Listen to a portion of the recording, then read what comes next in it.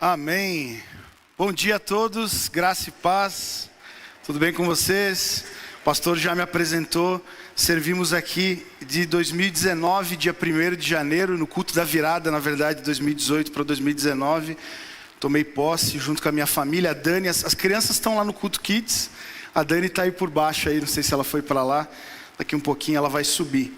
E saímos dia 28 de maio de 2023. Eu lembro como se fosse hoje, no segundo domingo de março de 2023, eu estava mais ou menos aqui. Tinha aquele monte de pastor na hora da ceia, o Bruno estava do meu lado esquerdo. Quando o pastor Moisés pediu para levantar os elementos e orar consagrando, Deus falou comigo: você vai para Lafayette, no lugar do pastor Esdras, por um tempo antes de ir para a Europa. Naquela época a gente já estava criando o caminho para a Europa, a gente estava prestes a inaugurar o nosso seminário em espanhol. Eu lembro que para ter uma testemunha, eu cutuquei o Bruno, falei, na hora da oração, falei, Bruno, Deus falou comigo, eu vou para o lugar do Esdras antes de ir para a Europa. Aí ele falou, como assim, cara? Eu falei, eu também não sei, mas se acontecer, você é testemunha que Deus falou comigo. E aconteceu, servimos por 2 anos lá, vou citar algumas coisas do que vivemos lá, porque a mensagem que eu vou pregar, ela tem que ser prática também, e temos vivido um tempo muito bom. Eu carrego muita coisa aqui do industrial, não só o peso, o sobrepeso. Quando eu cheguei aqui eu tinha uns 75 quilos, mas em Minas Gerais eu descobri o seguinte, ou você é magro ou você é feliz, as duas coisas não dá para ser. Como é que fica magro numa igreja que tem a Inês cozinhando? Quando eu era pastor aqui, toda tarde, 4 horas, tinha um cafezão aqui embaixo, com um pãozinho frito, barrigudinho. Tinha tanto barrigudinho que eu acho que a gente comia toda semana aqui. E aí uma irmã falou, pastor, você engordou um pouquinho, né? Então, além do que eu ganhei no tempo que eu tive aqui, tudo que o Bruno perdeu, eu achei esses dias aí, nesses últimos dias. Então, tá difícil demais. Sobre a nossa missão, nós já trabalhamos em prol do Projeto Espanha. Na metade de 2024, nós inauguramos o Instituto Wesleyano de Educação em espanhol, 100% espanhol. Sou o diretor do Instituto Wesleyano em espanhol. Atualmente temos quase 30 alunos sendo formados em espanhol. Já estou tendo o privilégio de dar aula em espanhol, tem sido um desafio. Temos, só na igreja de Badajoz, que é a segunda igreja que nós temos na Espanha, no espanhol quase 15, eu não sei se é 15 ou 20 alunos no espanhol. Então eu vou para lá também para potencializar esses seminaristas, para que eles se tornem plantadores de igreja dentro da Espanha. E estamos com uma igreja em plantação, em processo de plantação em Madrid. Nesse momento, 1 ou 2 horas atrás, eu recebi um vídeo da despedida do pastor Francis. O pastor Daniel Loureiro está assumindo a igreja nesse momento lá em Madrid. Dia 1º de outubro, quarta-feira, nós iniciamos um GCL online, um grupo de conexão online. E uma vez por mês nós teremos culto presencial. E todos os domingos, 7 horas da manhã no Brasil, meio-dia lá, nós vamos ter um culto online também. Então, quando eu for para lá, a princípio a gente vai para Badajoz, porque o custo é menor. Hoje nós temos que pensar nessa questão do custo, porque o euro é 6-1. Um salário mínimo lá, que é o mínimo para a gente sobreviver, porque o cálculo é sempre baseado nisso, dá algo próximo de 10 mil reais. E por causa do nosso visto ser religioso, nem eu e nem a Dani, nem minha esposa, podemos trabalhar por 2 anos. Então a gente vai ter que ser sustentado 100% pela missão. Um dos objetivos da gente estar aqui é para que Deus levante pessoas para participar conosco dessa missão. O alvo é grande, mas Deus que nos chama, nos capacita, nos sustenta. Então essa é a primeira forma como você pode participar conosco. Está aparecendo aqui no Data Show um QR Code, você pode colocar, vai cair no link da AG1000, onde você vai ter formas de contribuir conosco. Você pode fazer no boleto bancário, cartão de crédito, você pode fazer pelo Pix, e assim você vai participar conosco dessa missão. Todos os frutos que a gente colher lá na Espanha, você vai fazer parte disso, e nós vamos ter um contato direto com os nossos mantenedores, trazendo sempre informações atualizadas, e enfim.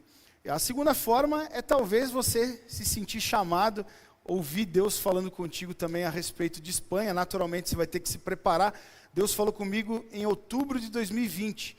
Eu lembro que na época era véspera de concílio geral, nós fomos até a igreja da Lagoinha com o pastor Gilberto na época comprar alguns livros para a live do GCL Brasil que ia ter naquela semana.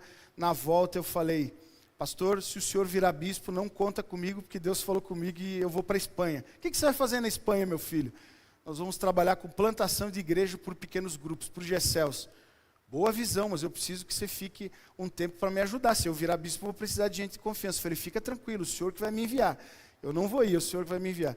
E nós estamos vivendo esse tempo. Se o senhor falar com você, você pode entrar no seminário, você pode começar a estudar o espanhol.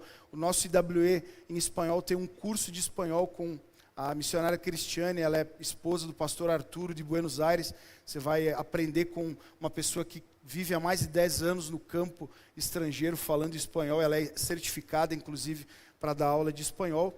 E talvez no futuro você que vai estar aqui mobilizando para chegar lá como um dos nossos pastores, nossos obreiros lá. Estamos trabalhando também com a ideia de pessoas que sejam fazedores de tenda, pessoas que vão pela sua profissão. Nós vamos trabalhar também para ajudar você a encontrar caminhos para vistos de estudante, vistos de empreendedor, para que você talvez mude para Valência, Zaragoza, Barcelona, e a sua casa se torne um GCL, a sua profissão seja um ponto de conexão, e depois a gente manda um obreiro, ou você pode ser esse plantador também. E também empreendedores do reino, pessoas que queiram empreender, não só lá, mas aqui também. E você faça da sua empresa, do seu negócio, um parceiro missionário. Você coloque Jesus como sócio da sua empresa. Tantos por cento do que eu arrecadar, Jesus vai receber esse valor em missões. Então, são várias formas de você ser um obreiro, que é a segunda forma de estar conosco. A terceira forma, não menos importante do que as outras, é você ser um intercessor. Essa aqui é uma igreja de intercessores. Nós temos um grupo muito consolidado de intercessão. Eu quero pedir encarecidamente que você coloque o nosso nome, o nosso projeto em oração, porque a gente vai enfrentar batalhas espirituais. A gente está indo para um lugar milenar, onde nunca experimentou avivamentos. Você, quando ouve falar de avivamentos, é sempre no norte da Europa. O sul da Europa é o único lugar no ocidente que nunca viveu avivamento. Norte da Europa, América do Norte, depois América Central, América do Sul, Argentina, Colômbia, Brasil. O único lugar no ocidente que não experimentou avivamento é o sul da Europa. Portugal, Espanha, Itália, Grécia, Turquia. Nós cremos que o vento do Espírito está soprando para um grande avivamento nesse lugar. Mas nós vamos batalhar com hostes espirituais do mal, e nós vencemos primeiro em oração.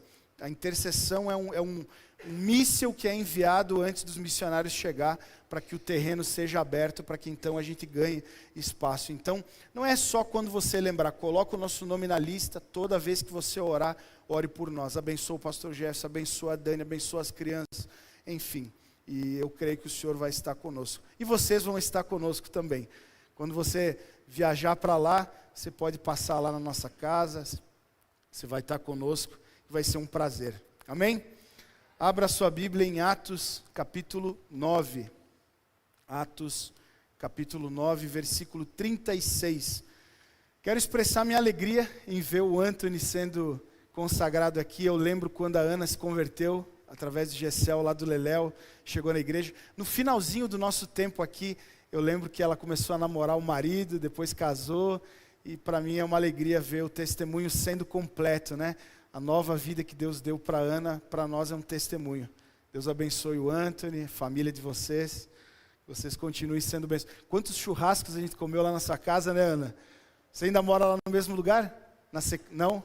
Lá na sequência da Tereza Cristina, a gente comeu alguns churrascos lá, né?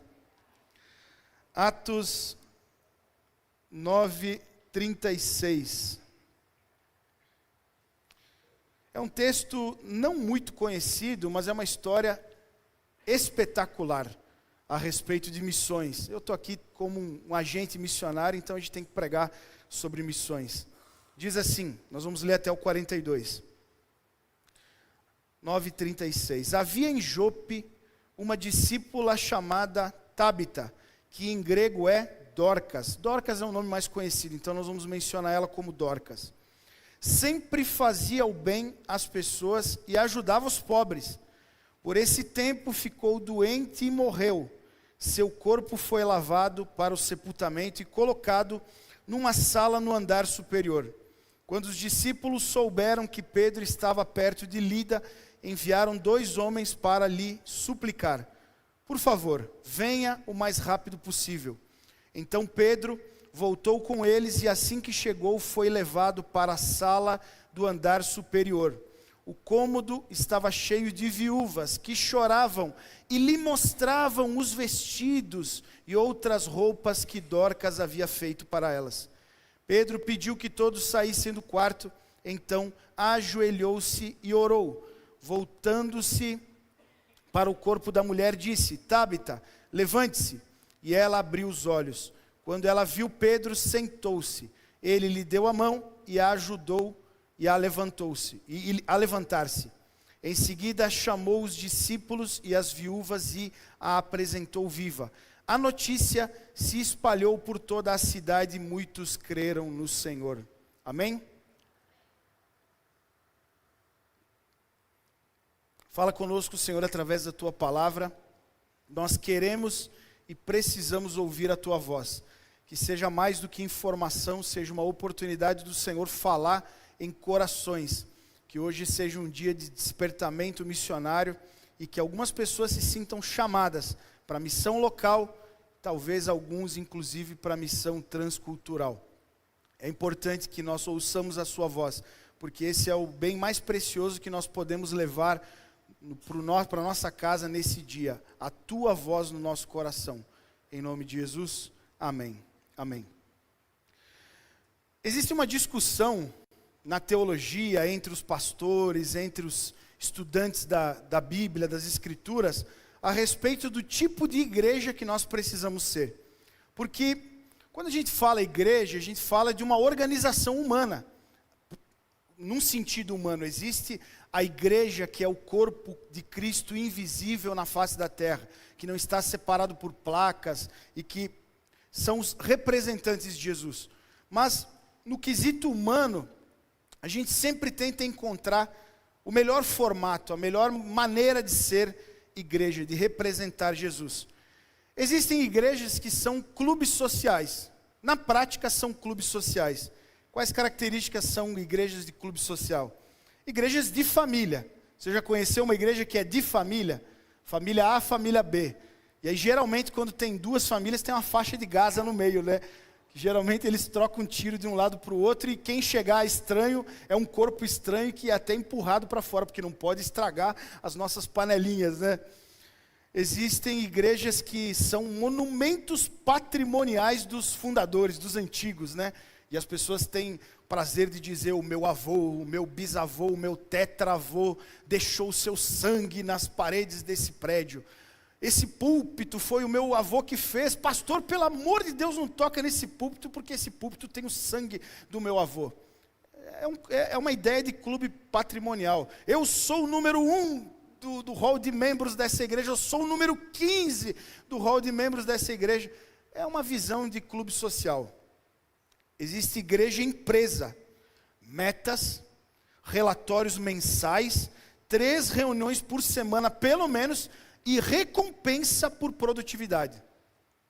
Tem igreja que mais parece empresa do que igreja. Não estou fazendo uma crítica específica, eu estou fazendo uma leitura geral. Existem igrejas império, igreja que tem dono. Os líderes são de difícil acesso, porque eles alcançaram patamares elevados e existe uma hierarquia intocável, onde você não consegue chegar neles. E os membros apenas são cumpridores de ordens desses donos. Existem igrejas parcialmente bíblicas. Como assim, pastor Gerson? Igreja parcialmente bíblica. Igreja da cura, igreja da prosperidade, igreja dos símbolos judaicos e da propagação e do marketing da cultura judaica. Igreja dos pobres, igreja dos ricos, igreja só de jovem, igreja só de adolescente, igreja só de gente mais velha, enfim. Estou falando sobre igrejas que não são bem igrejas. Para não ficar só na parte ruim, como dizem os espanhóis, quedémonos por las buenas, vamos falar pela parte boa. Qual é o modelo bíblico de igreja? Sem dúvida alguma, a igreja bíblica é uma igreja missionária. É uma igreja que cumpre a grande comissão de Jesus. Porque eu já falei muito sobre isso, vocês já devem estar careca de saber, eu falo muito sobre isso, e há muitos anos eu prego sobre isso. Nós não vivemos apenas por salvação. Tem gente que acha que tudo que ele tem que fazer é se abraçar na salvação e passar os seus 30, 40 anos não perdendo a salvação. Não, a salvação é pela fé, mediante a é pela graça mediante a fé. Isso não vem de vós, é dom de Deus. Cristo garante a salvação. Não quer dizer que eu não tenho que me preocupar por ela.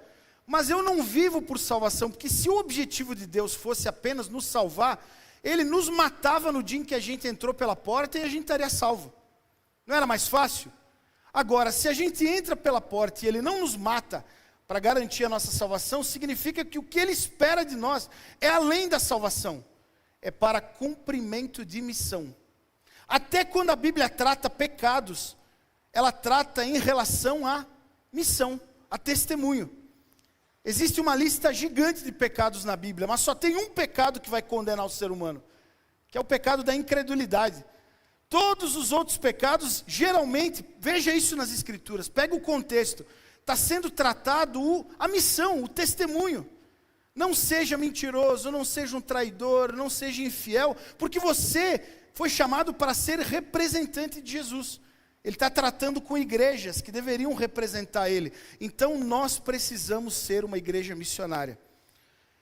E isso não apenas no sentido coletivo, porque você pode ouvir uma palavra como essa e começar a julgar a sua igreja. Deixa eu analisar se essa igreja é uma igreja missionária e se eu vou continuar nela. Não.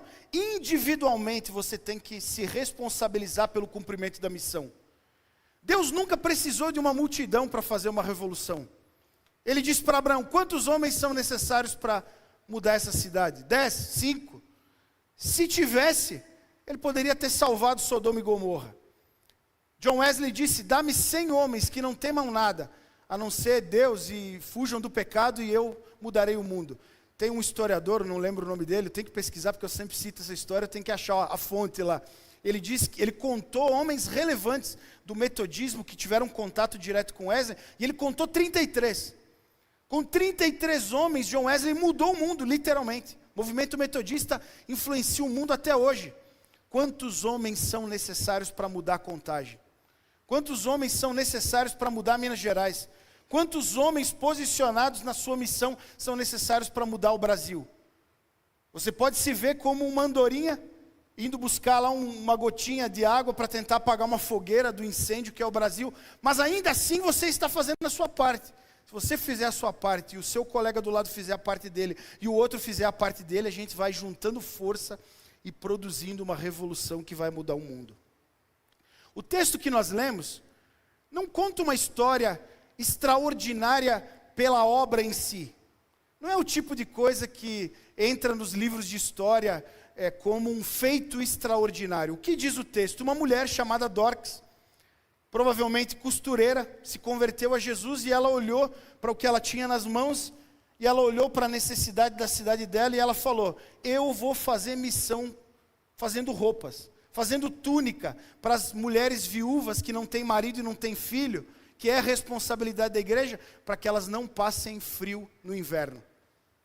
Quando ela morre, a cidade inteira se mobiliza para chamar Pedro, os discípulos, para orar por aquela mulher, para ela ressuscitar, porque era inconcebível para eles viver sem Dorcas. Como? O que vai ser das velhinhas? O que vai ser das viúvas dessa cidade se essa mulher continuar morta? Não. Esse povo ora pelos mortos e eles ressuscitam. Vamos imediatamente buscar Pedro, porque essa mulher precisa voltar à vida. A nossa vida não vai ser mais a mesma se essa mulher não estiver conosco. Nesse primeiro ponto do serviço de Dorcas, fazendo túnicas, eu aprendo que uma igreja missionária serve a cidade. Faz missões. Porque, infelizmente, a nossa visão é meio turva em relação a missões. A gente acha que missões é quem vai para fora do Brasil. Por exemplo, na Espanha, 4.700 cidades não tem nenhuma igreja evangélica. O pastor Jefferson está fazendo missão, num lugar em que ninguém conhece a Jesus de verdade, uma sociedade secularizada e tal. Nós também fazemos missão aqui. Só que, geralmente, a gente associa a missão local apenas com evangelização. Pregar para as pessoas. E aí a gente se torna até chato, inconveniente, sem estratégia. E a gente fica até tranquilo, porque a gente está vivendo num país que viveu um avivamento, e essa região principalmente foi foco de avivamento nos anos 2000. Foi a partir daqui que Deus fez algo extraordinário. Por exemplo, as pessoas se convertiam lá na minha região muito pela influência, por exemplo, do Antônio Cirilo.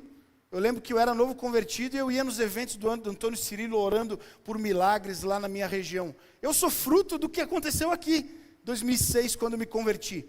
E a gente fica tranquilo porque as pessoas vêm, elas pulam para dentro do barco. A gente não precisa nem fazer muita coisa. Pedro Estrela fala que a gente só precisa sorrir gospel para as pessoas. Um sorrisinho gospel já é necessário para elas virem. E a gente acha que então a gente já pode ir direto na evangelização. Mas a missão, ela termina em evangelização, mas ela começa no serviço. Jesus servia as pessoas, sendo que muitas delas não se tornaram discípulos. Jesus ensinava todo tipo de pessoa, muitas delas não se tornaram discípulos. Os discípulos na igreja primitiva atendiam às necessidades das viúvas. Talvez nem todas elas eram discípulas.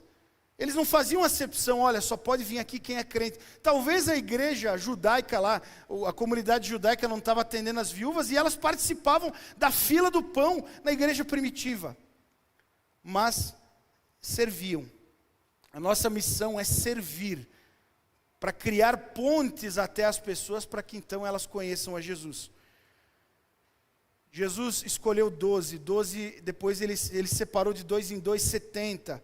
Lá no dia do Pentecostes tinha 120, diz Paulo que ele visitou 500, então eu imagino que era 500, ele falou para 500, vão para Jerusalém e esperem até que do alto venha o poder que capacite vocês para serem testemunhas. Depois de 10 dias, dos 500 virou 120, né? Só ficou os persistentes ali, depois de 10 dias orando. Dos 120 virou 3 mil, virou 5 mil e alcançou o mundo inteiro. E qual era o foco deles?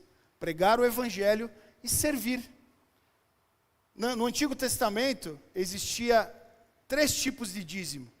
Um dízimo para os levitas, que era o sustento dos que trabalhavam no templo. Os que não estavam no templo estavam nas cidades levíticas e eles podiam plantar. Mas existiam escalas, então enquanto eles estivessem no templo, eles eram sustentados por uma parte, um dos dízimos.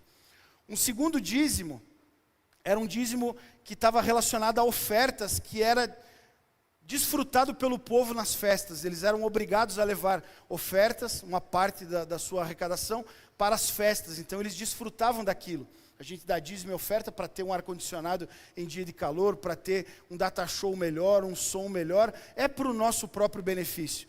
E existia uma terceira parte de contribuição que era dada a cada 3 anos, que era para órfãos, viúvas e refugiados. A igreja primitiva não se entendia como um novo movimento, eles queriam reformar o judaísmo, então eles deram continuidade ao mesmo princípio. Uma parte do que for colocado aos pés dos apóstolos, nós vamos atender a necessidade dos órfãos e das viúvas. Atos capítulo 6. Buscando cumprir o princípio do serviço à comunidade, para que então eles se convertam. Eles estavam dentro do Sinédrio, pregando no Sinédrio. Vamos olhar para a estrutura da nossa cidade. Qual é a parte mais importante da comunidade judaica? O Sinédrio. Nós vamos estar lá, pregando o evangelho. É um serviço. Nós precisamos mirar nas câmaras de vereadores, nós precisamos mirar nas questões da sociedade. Quando eu estava aqui em Contagem, eu me inscrevi para ser participar de júri. Eu participei de umas 3 condenações aqui, julgamentos de assassinatos aqui em Contagem. Eu estava lá o dia inteiro, conversando com outros júris, conheci o juiz, conheci promotor de acusação, de defesa, porque a gente tem que estar infiltrado nas coisas da cidade. Diz o texto em Atos capítulo 5 que as ruas estavam lotadas de estrangeiros, por causa lá do Pentecostes, e eles faziam o quê? Pregavam para essas pessoas. Nós temos uma multidão de pessoas estrangeiras que não falam a nossa língua, como é o caso das Libras. Então nós fazemos um trabalho de Libras para alcançar um povo diferente. Nós podemos fazer um trabalho para alfabetizar no português estrangeiros que estão à nossa volta. Mas nós não podemos ser indiferentes às necessidades da cidade. Uma pergunta: Onde estavam, duas perguntas, onde estavam os discípulos quando o Espírito Santo desceu sobre eles? Em uma sala de oração, no cenáculo. Onde eles estavam depois, quando eles ganharam 3.000 e 5.000 almas? Na praça da cidade, próximo do templo. Isso significa que eles recebiam na sala de oração, mas saíam da sala de oração para promover um avivamento do lado de fora. Às vezes a gente fica anos enclausurado em 4 paredes e a igreja, o bairro não nos conhece. O bairro não sabe quem a gente é. Nós precisamos sair da sala de oração cheios do Espírito Santo e fazer a diferença na comunidade. Um dia eu estava na minha sala ficava aqui embaixo, onde é a sala do pastor Bruno hoje. E aí eu estou olhando pela janela, minha mesa ficava do lado da janela, eu estou vendo que está tendo uma mudança aqui do lado aqui tinha o Antônio, Dog, estava aqui, e aí tinha uma salinha do lado, tinha um espetinho e tinha uma salinha vaga. E eu estou vendo que está mudando alguém para a salinha do lado. Na hora me veio no coração, ninguém fica nessa sala. Já tinha passado uma hamburgueria e uma pizzaria. Falei, eu vou lá. Eu saí, fui lá, me apresentei para o Maurício. Falei, ô Maurício, prazer, eu sou o pastor Jefferson da igreja aqui. Não, eu sou o Maurício e tal. Falei desse jeito para ele. Falei, Maurício, ninguém fica nessa sala. Já passou uma hamburgueria, uma pizzaria, imagina o cara está mudando e recebe essa informação. Eu falei, mas eu vou orar por você, para você ficar aqui, para você dar certo. Posso orar, Maurício? Pode, pastor. Falei, eu vou orar de olho aberto para não chamar a atenção de ninguém. Eu coloquei a mão na parede, falei, Senhor, em nome de Jesus, o Maurício vai dar certo aqui. Ninguém dá certo aqui, mas o Maurício vai dar certo. Ele vai prosperar, ele vai ser muito usado e tal. Obrigado, pastor. Quer tomar um cafezinho? E eu tomei um cafezinho com ele. Todo dia eu batia ponto tomando café. Hoje de manhã eu tomei café com ele. Que agora o Maurício saiu da porta daqui e foi para a porta de lá. Todo dia eu passava ali e tomava café. Eu ganhei café de jacu. Sabe, o mais caro que existe, ele me deu o café de jacu. De vez em quando ele me chamava para fazer uma comida diferente, porque ele foi cozinheiro e tal. Eu comia caldo quase todo dia ali com ele. Meu amigão. Eu lembro que em 2020, quando Deus falou comigo, e eu sempre fui muito empolgado, né? Deus falou comigo, eu vou ir semana que vem. E eu fui para o Maurício e falei, Maurício, eu acho que eu vou embora, cara. Deus falou comigo que eu vou para a Espanha. O Maurício começou a chorar. Aí ele falou, ô pastor, você já me falou sobre o trabalho que eles fazem lá na Cruz Vermelha. O pastor Daniel, na época, fazia um trabalho com os refugiados lá, ajudando eles com documentação. Ele falou, pastor, eu tenho um dinheiro guardado, eu podia ir junto contigo.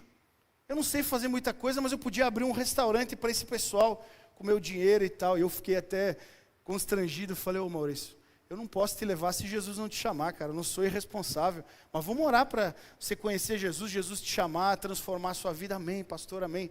Ele começou a fazer faculdade, hoje ele estava me contando que ele está fazendo faculdade, que ele está terminando a faculdade dele.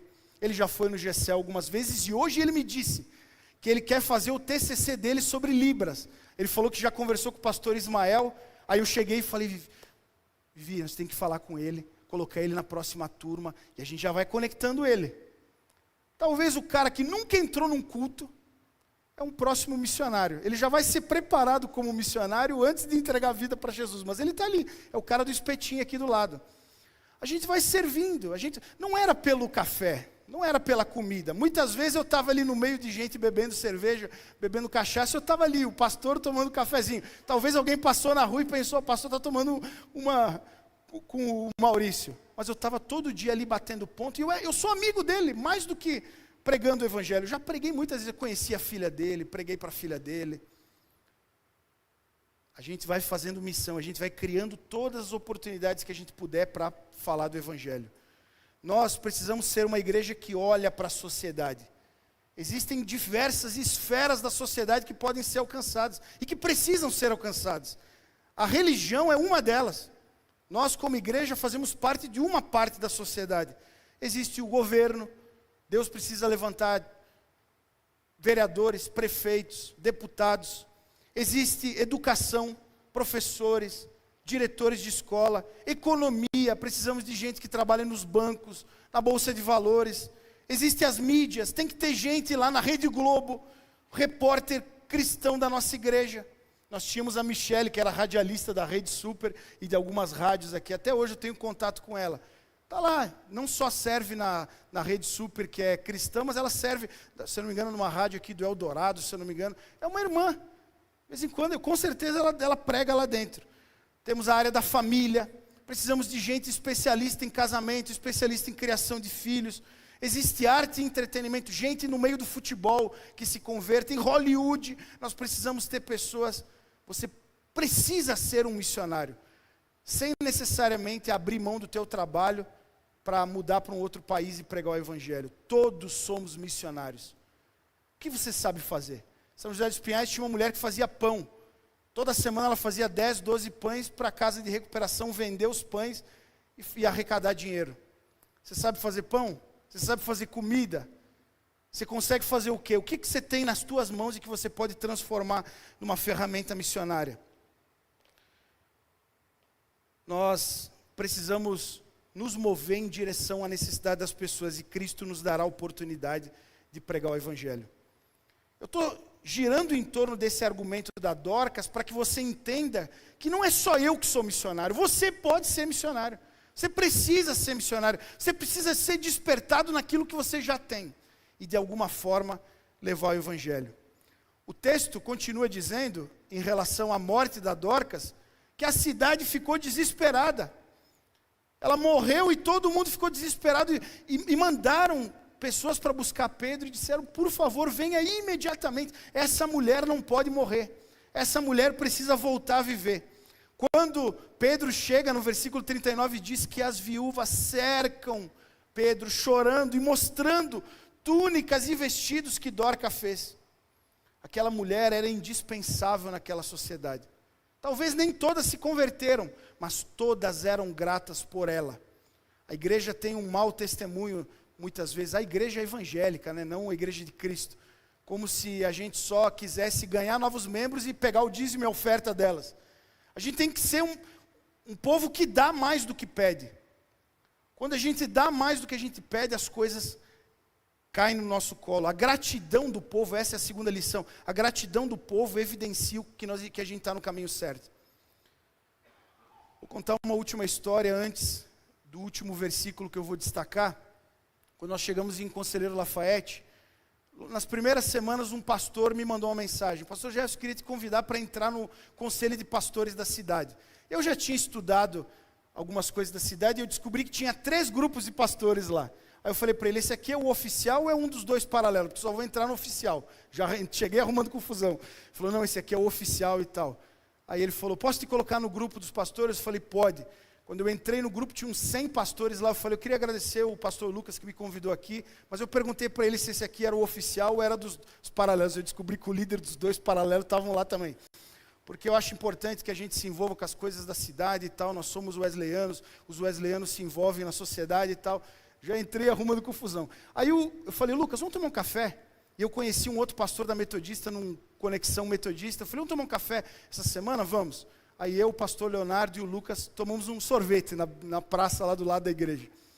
Tomando café, ele falando, não, vai ter agora uma eleição para a nova direção e o pessoal da direção atual não está querendo concorrer, não sei nem se vai ter chapa. Falei, eu nem fui ainda para a primeira reunião, mas se precisar pode contar comigo, me coloca na chapa aí, eu participo. Quando eu chego na primeira reunião, eu descubro que eu estou na chapa do Lucas. O Lucas era o secretário, foi candidato a presidente do conselho. Na primeira reunião a gente foi eleito. Participei do conselho de pastores. Vem a véspera da eleição, 2 candidatos despontaram, um de direita e tinha o de esquerda. O candidato de direita chamou o conselho para conversar. Chegamos lá, só eu e o Lucas podíamos, era 6 da diretoria, só eu e o Lucas podíamos. Nesse dia o Lucas virou wesleyano. O presidente do conselho de pastores hoje é o nosso pastor que faz o culto da manhã lá em Conselheiro Lafayette, ele virou wesleyano.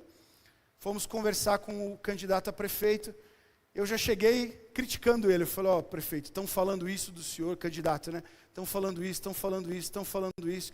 O que disso é verdade? Ele ficou todo vermelho, foi me dando resposta, e eu falei, a gente está aqui para te ajudar, porque a eleição está entre você e o da esquerda, e o da esquerda pode ser maravilhoso, mas não defende o que nós acreditamos. Nós vamos trabalhar pelo senhor. E ele agradeceu, pastor, eu gostaria que a gente tivesse uma vez por semana uma conversa contigo. Véspera da eleição, ele anuncia o vice dele, perde o vice. Um dia ele me manda uma mensagem: pastor Jeff, você consegue ir no hotel dia tal, 4 horas da tarde? Eu falei, posso. Cheguei lá, ele falou, eu vou direto ao ponto. Você viu que eu perdi meu vice, né? Por causa do movimento político e tal. Tem um outro que a gente está querendo colocar como vice, ele é maravilhoso, ele falou isso, aquilo e tal, só tem um problema, ele é homossexual declarado. Você acha que eu vou ter problema com os evangélicos? Eu falei, vai, comigo, com o vereador Angelino, que é pastor, com a doutora Selma, com o fulano, com o ciclano. Você pode perder a campanha se você colocar ele, porque os evangélicos não vão votar em você. Eu vou ter dificuldade de defender você, porque é difícil, né? Ele falou, pastor, mas não tem ninguém, a gente já avaliou todo mundo. Inclusive o Lucas foi um dos nomes levantados como possível vice, que era o presidente do conselho. Mas não tem ninguém. Eu falei, vamos orar, Deus vai trazer um improvável para vocês. Dá a mão aqui. Orei por ele. Senhor, surpreenda ele. Eles pegaram um cara que não era da política. Hoje, o vice tem mais popularidade do que o prefeito. Todo mundo está dizendo que se o vice concorrer, ele derruba o prefeito na próxima eleição. Irmãos, a gente anda na cidade, o pessoal da prefeitura para a gente. O Leandro falou, não, eu vou dar um terreno para vocês. Eu tenho que marcar uma reunião com ele lá, porque ele prometeu um terreno. Esses dias ele chamou eu e o Wesley. O Wesley é um lutador de jiu-jitsu que tem na igreja. Ele falou, Wesley, eu tenho uma proposta para você. Tanto por tempo indeterminado a gente vai te pagar para você dar aula 1 vez por semana em cada bairro da cidade. Eu não sei por que ele me chamou junto. Eu acho que para dizer, pastor, nós estamos ajudando vocês. Calma aí que nós estamos ajudando. Eu estou na sala do prefeito, chega uma mulher, abre a porta. Ô prefeito, desculpa, que ele virou prefeito, ele foi eleito. Prefeito, desculpa interromper. Pastor Jefferson, antes de você ir embora, vai lá na sala do procurador que ele precisa conversar contigo. Chego na sala, está o procurador, o vice-procurador. Pastor, pelo amor de Deus, abre um asilo aqui na cidade. Olha só, a gente tem uma lista de 8, 9 velhinhos que a gente paga fora. Um ganha 3, outro ganha 5, outro ganha 7, a casa de recuperação. A gente passa a lista para você e diz quantos mil a gente tem. Se vocês abrirem uma casa para 10 idosos, a gente enche a casa da prefeitura. Não, a gente não tem gente ainda disponível para isso. Vamos orar por isso.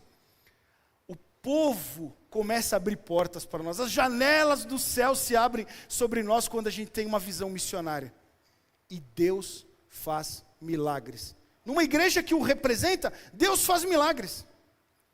O último texto diz que a mulher ressuscitou. Último versículo. Imagina a alegria do povo quando a Dorcas voltou à vida. Agora nós vamos ter túnica no inverno. Irmãos, para que a gente vai ficar vivendo milagre? Para ficar contando vantagem no âmbito interno? Milagre tem que fazer marketing nosso lá fora. A irmã Marcilene, ela chegou na igreja lá em Conselheiro Lafayette com um filho autista nível 3. No primeiro dia, terminou o culto, ela falou, pastor, eu queria saber se eu posso ser dessa igreja, porque eu fui expulsa de uma outra igreja, porque o meu filho fazia o terror na igreja. Eu falei, pode, se precisar, nós vamos arrumar uma pessoa só para ficar com o teu filho. O filho dela faz o terror na igreja, corre de um lado, corre para o outro, mas os irmãos já se acostumaram. Autista, nível 3, o filho dela, divorciou no período que ela chegou na igreja, marido complicado. O pai e a mãe dela doentes, vivem desmaiando, tendo que ser levados no hospital. A irmã doente, tentou contra a própria vida várias vezes, sozinha na vida. Descobriu, ela já teve câncer no passado, voltou o câncer, múltiplos tumores no corpo.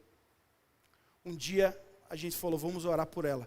Colocamos ela numa cadeira na frente, chamamos a igreja inteira, vamos orar por ela, nós cremos no milagre.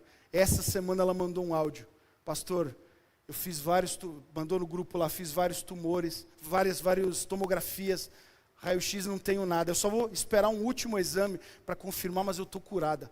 Foi feito toda uma mobilização na cidade. A cidade inteira conhece ela para arrecadar fundos para ela, para ajudar ela na imunoterapia. Ela está curada, irmão. A cidade inteira vai conhecer o milagre dela.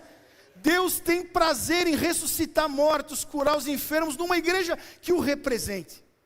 Você quer milagres na sua vida, na sua família? Represente Jesus. Seja um missionário. Olha para o que está na sua mão e represente Jesus.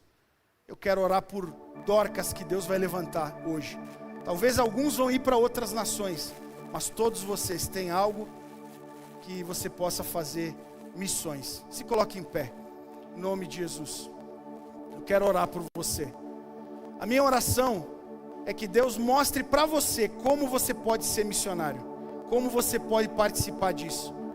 se você vai fazer pão, se você vai fazer comida, se você vai fazer túnica, se você vai fazer uma faculdade, se você vai concorrer na política para ser um vereador, se você vai entrar no seminário, eu não sei. Mas todos vão se mover em direção à missão de Jesus. Porque todos nós podemos ser missionários. Uma cidade inteira ficou sabendo de um milagre, ficou sabendo de Jesus, a partir de uma mulher que fazia túnicas. Deus pode projetar o seu ministério para se tornar o maior marketing da igreja nessa cidade. Nós queremos ganhar o mundo inteiro. Eu sonho em ganhar Madrid inteira para Jesus. Mas você precisa sonhar com contagem. Antes de ganhar o mundo, ganhe contagem. Antes de ganhar outra nação, ganhe a pessoa do outro lado da rua. Senhor, em nome de Jesus, eu oro nessa manhã, não só pelos que estão aqui, os que estão em casa assistindo, que o Senhor desperte missionários, que o Senhor mostre para essas pessoas o que elas têm à mão e que elas podem fazer missão, que o dinheiro delas sirva ao Senhor, que o carro delas sirva ao Senhor, que a casa delas sirva ao Senhor, que os talentos deles sirvam ao Senhor, que o que eles fazem bem sirva ao Senhor. Transforma a fonte de renda em também uma estratégia missionária. Transforma essa habilidade escondida talvez em uma maneira de servir a essa sociedade. Faça-nos uma igreja missionária, porque nós precisamos cumprir a nossa missão nessa terra. Isso é o mais importante que nós temos a fazer, representar o Senhor nessa cidade, que eles notem a nossa presença, que eles sintam falta de nós quando nós não estivermos mais aqui, que eles contem a respeito do amor que nós temos por eles, e que eles sejam atraídos e evangelizados por nós, que nós não apenas sirvamos, que o serviço, a obra social, as boas obras não sejam um fim em si, mas um meio para que a gente pregue o Evangelho. Capacite irmãos aqui a serem evangelistas, capacite aqui irmãos a serem líderes de GECEL, que mais do que convidar pessoas para ouvir uma palavra na semana, os GECEL sirvam o bairro, sirvam os vizinhos, limpem terrenos, pintem casas, socorram os irmãos nas necessidades, para que então o teu nome seja glorificado, que muitos e muitas Dorcas se levantem aqui, para que nós sejamos relevantes nessa cidade, em nome de Jesus. Quem é Dorcas aí, diga amém. Amém. Diga eu recebo, eu quero ser usado por Jesus. Graças a Deus. A Bíblia diz que eu sou